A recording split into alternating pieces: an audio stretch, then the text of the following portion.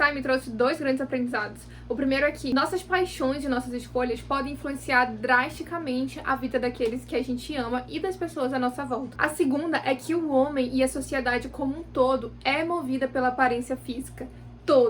Todo mundo. Mesmo você que jura de pé junto que não é. Mesmo que você ainda não tenha lido Frankenstein de Mary Shelley, provavelmente, muito provavelmente, você conhece essa história. E você conhece, tem uma imagem ali desse monstro que foi criado na literatura e foi adaptado tantas e tantas vezes ao longo de tantas gerações pro cinema, pra peças e tantas outras coisas. E a primeira coisa fantástica dessa história é que a autora, Mary Shelley, escreveu essa história quando ela tinha apenas 18 anos. E a Mary, então, é uma autora londrina que nasceu ali em 1797, naquela época de grandes transformações para a Inglaterra no século XVIII e início do século XIX, onde a indústria, né, a tecnologia daquela época estava ganhando forma e a ciência também. Então a ciência estava avançando muito, a medicina estava mudando o aspecto que ela tinha. O homem estava ficando mais inteligente, mais sagaz, conseguindo manusear melhor essa ciência que é a medicina. E voltando um pouco para a autora, a Mary ela é filha de dois grandes pensadores da sua época. O seu pai era um filósofo e um jornalista muito bem aplicado e renomado naquela época. Eles se consideravam anarquistas, tinham escritos bem importantes ali para aquela comunidade,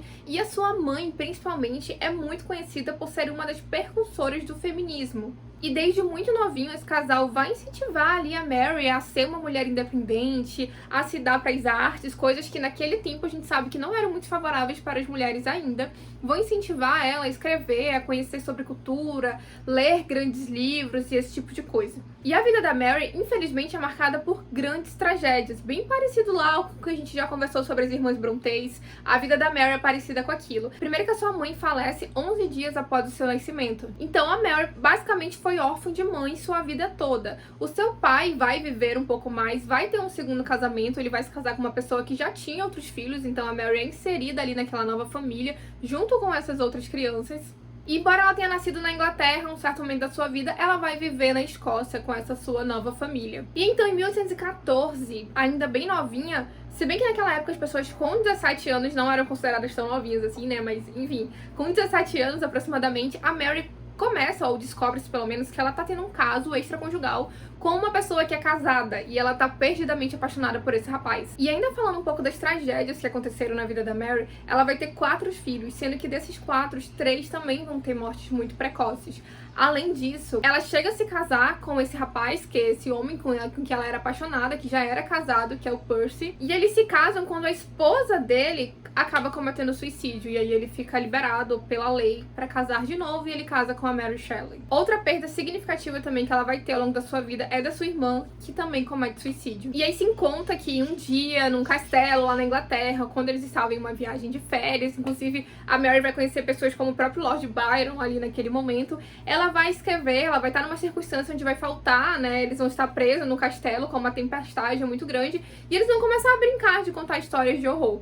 E aí é então que Mary tem a ideia de fazer Frankenstein, e ela começa a escrever essa história, que a princípio é dividida em 3 volumes, mas logo após passa a se tornar um volume único, que é como nós conhecemos hoje em dia. No começo, como era natural daquele período, as pessoas acreditavam que quem tinha escrito essa história era o Percy, marido da Mary. Mas felizmente, logo depois, tudo vem e fica esclarecido, e a autoria de Frankenstein é concedida a ela. E falando então já da história propriamente dita, a primeira coisa que deve ser falado, caso você ainda não saiba, é que Frankenstein não é o monstro dessa história. Frankenstein não é aquela pessoa, aquele monstro que a gente conhece, tem aquela imaginação das telas dos cinemas, dos filmes antigos, que é aquela pessoa que foi construída ali de vários remendos, digamos assim. Não, Frankenstein é o médico responsável por criar a criatura, que é o Victor Frankenstein. O monstro nessa história, ele nem sequer teve um nome. Ele é atribuído, inclusive, pelo próprio Victor, que é seu criador, como criatura, monstro e até mesmo demônio. Em nenhum momento ele ganha um nome próprio. E dito isto, vamos dar um passo atrás então. Nós temos aqui então o Victor Frankenstein, que nasceu numa família muito bem sucedida, com pais que se amavam, tinha irmãos, era uma casa onde prevalecia o conforto, o amor. Ele teve uma excelente criação, pais presentes, pais amorosos. Teve uma boa educação, se dava bem ali com seus irmãos, e ele sempre percebeu, né, que ele tinha uma inclinação natural para as ciências naturais. Então, desde muito novinho, ele ia ali procurar os livros que ele tinha na biblioteca em casa, ele ia estudar sobre aquilo, ele ia pensar o que os grandes filósofos naturais tinham a dizer sobre os temas que ele tinha interesse. e assim ele foi seguindo a jornada dele. Quando ele chega então na fase adulta, que é na fase de procurar uma faculdade, fazer um curso, ele decide então que ele vai seguir nessa área que é onde ele gostaria, né, de fazer, que é onde estava a paixão dele, e ele vai para a faculdade. Na faculdade, ele realmente se encontra, ele constata que ele está no lugar certo, estudando a coisa certa. Ele é um aluno brilhante, ele faz comentários, considerações, trabalhos inusitados, ele realmente tem um potencial muito grande para aquilo em que ele estuda. E ele se dá tão bem que ele começa a ficar com um desejo profundo de pensar que ele pode manipular a criação da própria vida.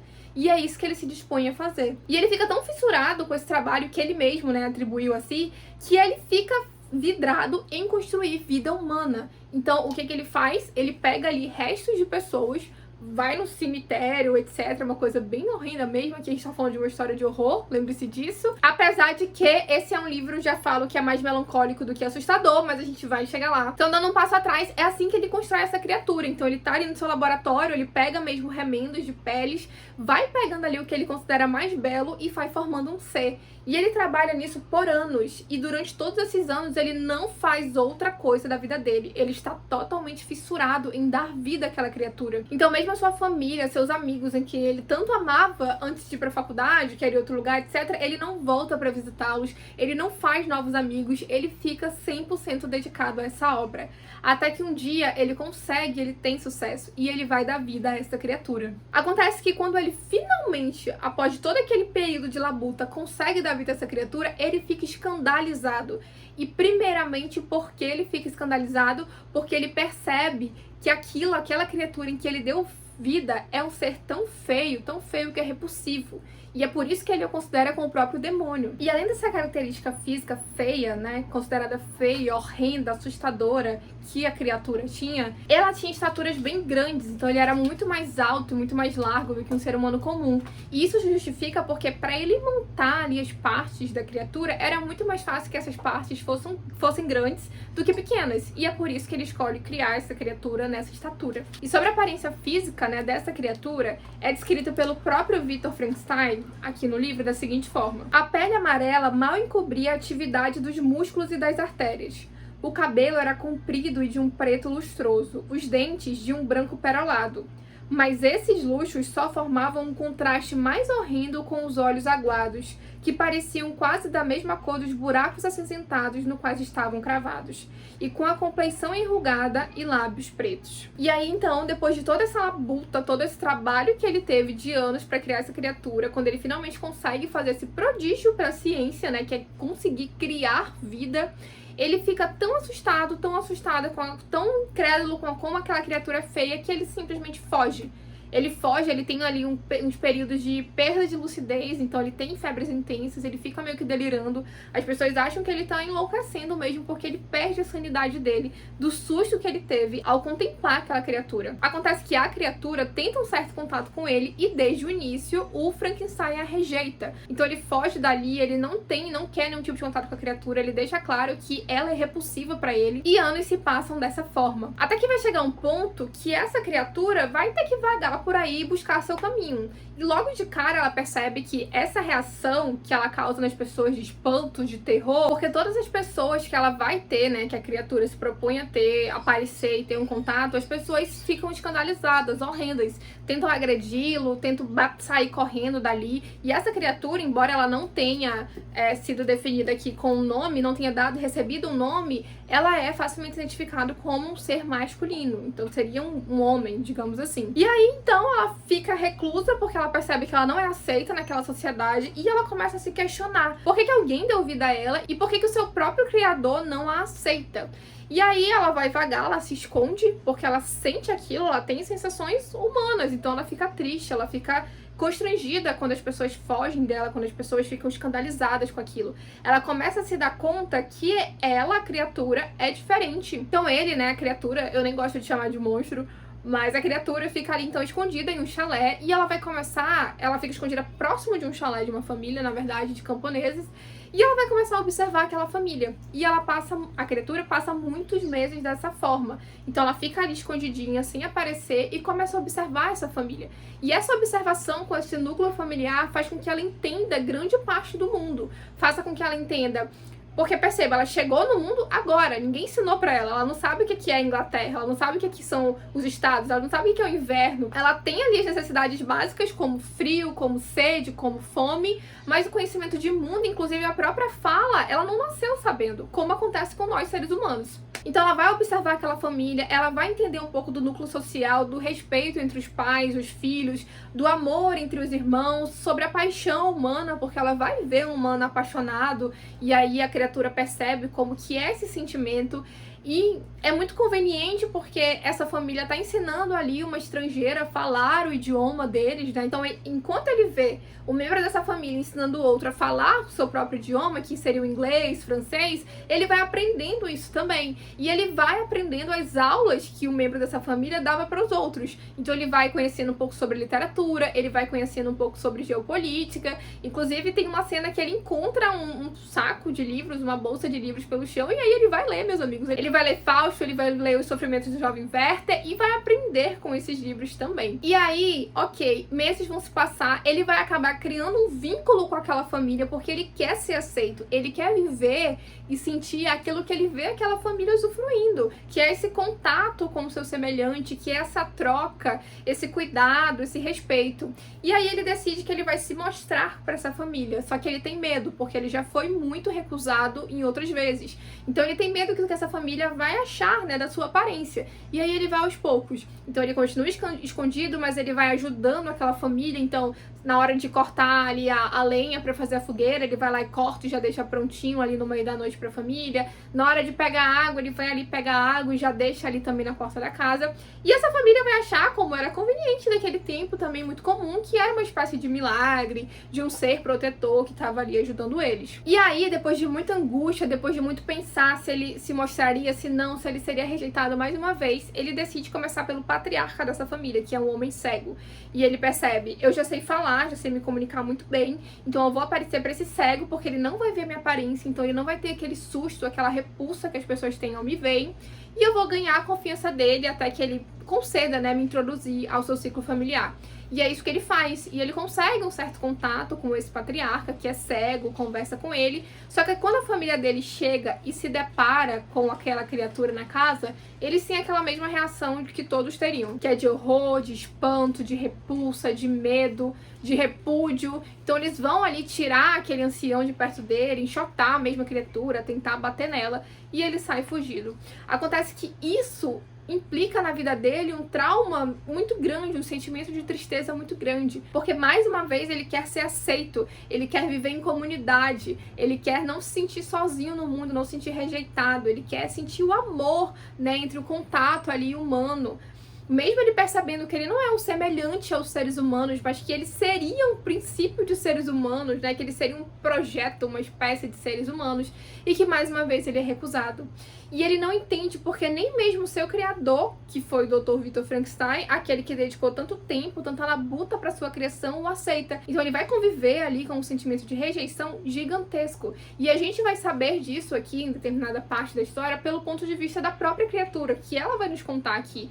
Então você realmente fica muito tocado, você sente pena, é uma situação bem melancólica, você percebe como que o ser humano ele realmente foi feito, inclusive até os mais tímidos, até os mais introspectivos, o ser humano foi feito para estar em companhia de outras pessoas, para estar ali em comunidade. E aí, passado mais esse episódio na vida da criatura, ela decide então mais uma vez procurar o seu criador, porque ela não aceita aquilo, ela quer ser aceita de alguma forma, ela quer que alguém olhe por ela. E que pessoa melhor para olhar por ela que não seja seu próprio criador? E aí, mais uma vez, ela volta a ter contato com o Victor Frankenstein e fala toda essa experiência que ele tá vivendo de mundo, fala como ele fez para aprender a falar, fala o que ele sentiu ao ver que nem o seu criador aceitava. E aí, querendo ou não tem como não fazer uma alusão ao sentimento de um filho que é rejeitado pelo pai. Quantos filhos já não foram rejeitados, abandonados pelos pais e tiveram que de alguma forma crescer com isso e aprender a lidar com isso? Então nessas falas da criatura com o Frankenstein, eu sentia muito isso.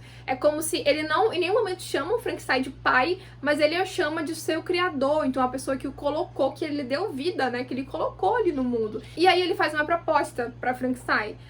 já que ele não aceita, já que a sociedade não aceita, e ele começa a própria criatura começa a ter esses insights de como o homem é guiado pela aparência, sobre como ele só quer ajudar o homem, ele quer ajudar o homem a pegar água, ele quer ajudar o homem a viver em comunidade, ele fala dos benefícios que ele poderia trazer também para ajudar a vida do ser humano, mas ele não é aceito pela sua aparência física. E aí você começa a levantar a questão: quem será que é o monstro? Será que é a criatura que é o monstro e única e exclusivamente pela aparência que ela tem? Ou será que o monstro é o homem que o rejeita, sem o conhecer, sem saber suas intenções, sem saber os seus princípios, simplesmente pelo aquilo que vê? E nesse momento da história, então, ele decide fazer um acordo com o Dr. Victor Frankenstein, que é: já que você não aceita, a sociedade não me aceita, faça pra mim então uma semelhante. Que seria o quê? Você faz pra mim uma mulher, né? Faz pra mim uma companheira igual a mim, porque como ela será igual a mim, com a semelhança, né, física, estética física muito parecida, ela não vai me rechaçar, ela não vai me recusar. E a princípio, Frankenstein aceita isso, mas depois ele volta atrás, porque ele repudia tanto aquela criatura, ele sente tanto desprezo por ela, que ele pensa que ele se recusa a colocar outro ser daquele tipo no mundo. E além disso, ele pensa, eles podem procriar, ter filhos, e isso virar uma nova espécie aí no mundo. E ele o tempo todo atribui só características negativas, o Dr. Frankenstein, só características negativas da criatura. Então ele não convence ele, mesmo a criatura abrindo, né, colocando o ponto de vista dela, falando dos seus sentimentos, ele não consegue aceitar que um ser tão horrendo daquele realmente pudesse ter sentimentos tão genuínos. Então ele não acredita que colocar outra pessoa do mundo igual daquele seria um bom negócio, e nem que a criatura cumpriria a sua palavra de que se ele fizesse uma igual, ela ia viver escondida. Inclusive fala até que viveria escondida aqui nas florestas da América do Sul, né, com a sua companheira. E o Dr. Frankenstein não aceita essa proposta. E a partir de então, consequências muito drásticas vão acontecer ao longo dessa história para todos os envolvidos. E para não dar mais spoiler, eu acho que o que eu tinha para falar da história é isso. É um livro sensacional. Esse aqui é um dos meus livros favoritos da vida. E esse livro, ele não é um livro de horror. Ele é um livro melancólico. O que tem de horror aqui é você observar as relações humanas, você observar como a nossa sociedade se guia pelo estereótipo físico e como é assim há muitos e muitos séculos, e provavelmente vai continuar assim por muito tempo, se não para sempre. E lembra do começo do vídeo, quando eu falei as duas principais lições que eu aprendi com Frankenstein? A primeira é que nossas paixões e as nossas escolhas podem ter consequências, né, muito catastróficas, ruins para as pessoas que estão à nossa volta, porque tudo começou de um desejo do Dr. Frankenstein, tudo começou de um interesse pessoal, uma paixão que ele tinha, que ele estava obcecado, ele estava alucinado para conseguir o seu propósito, que era conseguir controlar a vida, né? Conseguir controlar essa existência, dar vida a algo. E ele não mediu esforços para isso. E quando ele conseguiu, ele não conseguiu lidar com os frutos de sua própria escolha. Então nem mesmo sequer tentar dar um fim nessa criatura, já que ele abominava tanto assim e foi frutos das mãos deles, ele conseguiu. E um fim, eu não falo de morte, mas eu falo um fim de conseguir trazer algum propósito para aquilo de alguma forma, né? Conseguir dar um propósito para aquela ação que ele fez.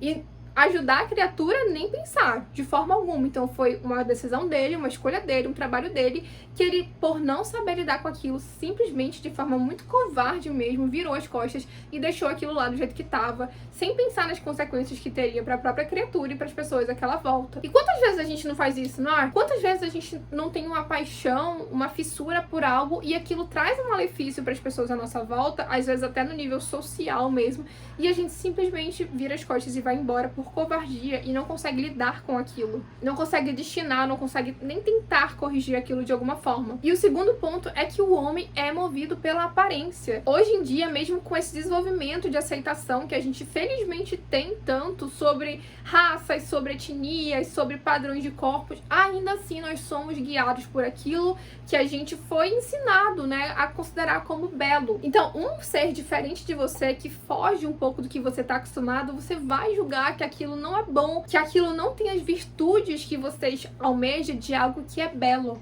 simplesmente pela aparência física.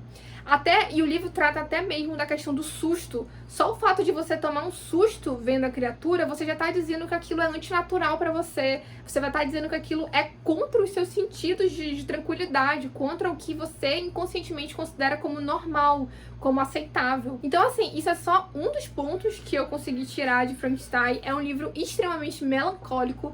Você fica vivendo todo esse drama, todo esse conflito interno da criatura. E e do próprio Frankenstein também, com as ações que ele tomou e as consequências que isso vai ter, o que não significa que ele vai fazer algo pra resolver, mas ele vai ficar lidando internamente com elas.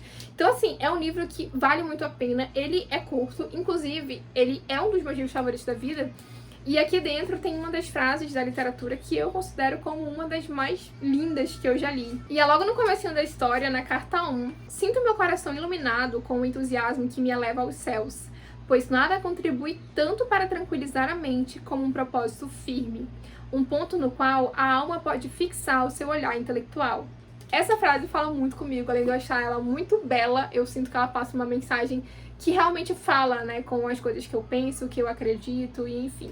Então é isso, eu espero que eu tenha te convencido a dar uma chance pra esse livro aqui, é muito importante, sem falar nas adaptações que já tiveram, como eu comecei o vídeo falando, essa história foi muito importante pra criar o conceito de monstro que a gente tem hoje em dia, o conceito de horror, tantas outras histórias se inspiraram a partir daqui. É um livro que não é muito grande, então vale super, super a pena. Essa aqui foi uma releitura pra mim, eu já havia lido o livro no passado, e agora o meu amor por essa história só aumentou. Então é isso, se você já chegou até aqui, muito obrigada, considere a sua inscrição, considere me seguir lá no Instagram, é o primeiro link aqui abaixo, e eu te vejo no próximo vídeo.